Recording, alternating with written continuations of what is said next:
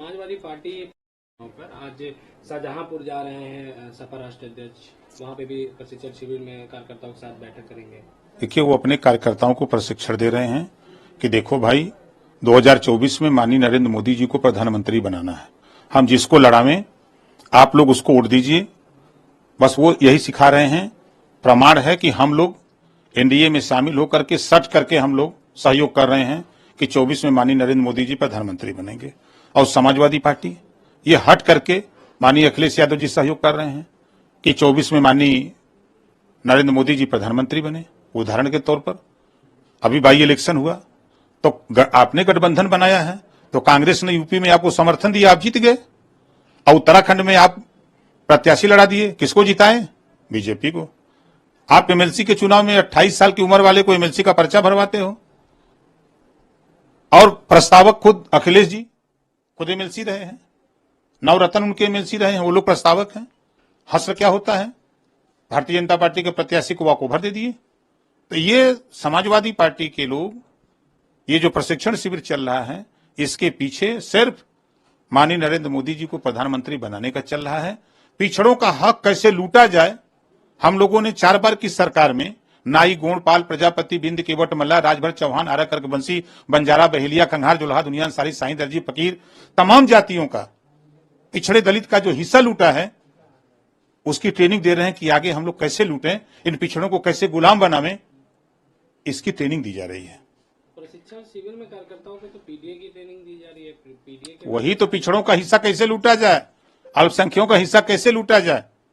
आप बताइए, 4 बार की सरकार में जुल्हा, दुनिया, सारी, साईं, दर्जी, फकीर, शेख सैयद, पठान 18%। कितना पुलिस बनाया, कितना दरोगा बनाया, कितना लेखपाल बनाया, कितना कानूनगो बनाया, कितना तहसीलदार बनाया? क्या कोई प्रमाण है उनके पास? तो जब वो 18% मुसलमानों को गर्त में ले गए, राजभर को, चौहान को, बिंद को, केवट को, मल्लाह को, लोहार को, पाल को, प्रजापति को, बिंद को, केवट को, मल्लाह को, नाई को, आप बता दीजिए, पूछिएगा समाजवादी पार्टी से, ये आपने कितना हिस्सा दिया इनको? आप सरकार में थे, किसकी जिम्मेदारी? जिसको खाना न मिले, जिसको हिस्सेदारी न मिले, उसकी सरकार की जिम्मेदारी होती है। इस सरकार में बैठ करके क्या करते थे? हिस्सा लूटते थे। ये प्रमाण है। वही ट्रेनिंग दे रहे हैं कि आगे सब लोग लपटो, इन लोगों का हिस्सा लूटा जाए। तो ये लूटने की ट्रेनिंग दी जा रही है। अच्छा, ये इंडिया गठबंधन को किस तरह से देख रहे हैं आप? मध्य प्रदेश में जिस तरह से अब ये समाजवादी पार्टी ने और अपने प्रत्याशियों की सूची जारी की, फिर उसके बाद कांग्रेस ने जारी की, अब दोनों में कहीं न कहीं। देखिए, मैं बार बार कह रहा हूं, समाजवादी पार्टी हट करके योगी जी और मोदी जी का सहयोग कर रहे हैं, हट करके, और हम लोग सट करके हम लोग सट करके सहयोग कर रहे हैं। समाजवादी पार्टी हट करके सहयोग कर रही है। अब मध्य प्रदेश तीसरा उदाहरण देख लीजिए। आप गठबंधन किए हो, आपका गठबंधन यही कहता है बैठ करके तय कर लो कौन सा तोप हो जाएगा। जब सरकार कांग्रेस की बननी है तो आप जो सीट लड़ना चाहते हो मांग करके लड़ लो, लेकिन आपकी तो मंशा है भारतीय जनता पार्टी को सहयोग करने की, भारतीय जनता पार्टी को जिताने की और पिछड़े दलित को गुमराह करने की।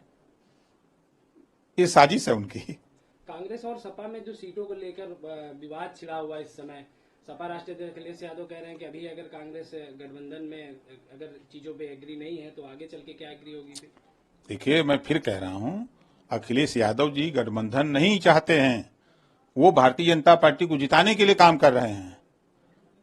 आप देखिएगा यही होगा, वो अकेले लड़ेंगे। आपके सामने प्रमाण मध्य प्रदेश है ना। आप अंतिम प्रक्रिया चुनाव का हो जाने दीजिए, देख लीजिएगा, दूध का दूध, पानी का पानी हो जाएगा। अच्छा, शुरू हो गया है। उन्होंने अपनी अमेठी सीट बीजेपी को क्यों गिफ्ट में दे दी थी?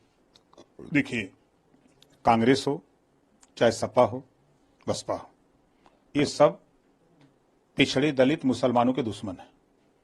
उनका हक लूटने वाले लोग हैं, उनको हिस्सा देने वाले लोग नहीं हैं। आजादी के बाद नौकरियों में 38% मुसलमान था।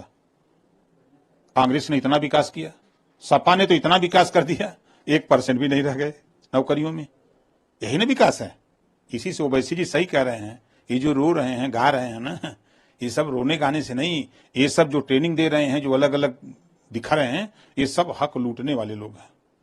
अच्छा, क्या लगता है जो राहुल गांधी कह रहे हैं असदुद्दीन ओवैसी को कि इनकी पार्टी बी टीम है, भाजपा के लिए काम करती है, जगह जगह जो इंडिया गठबंधन का जो वोट है वो खराब करती है?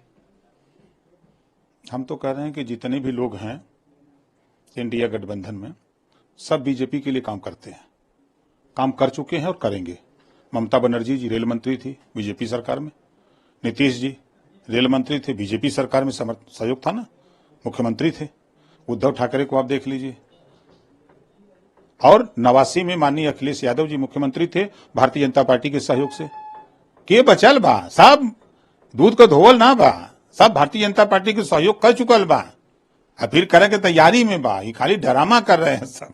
कोर्ट का फैसला है वो एक तो 90 की जन्मतिथि है और एक 93 की है, तो दोनों में न्यायालय ने दोषी पाया है, दोषी पाने पर सजा दिया है। तो वो न्यायालय के फैसले को सभी लोग मानते हैं, हम लोग भी मानते हैं। जो फैसला आया है अब उस फैसले को सभी लोग उसका स्वागत करेंगे।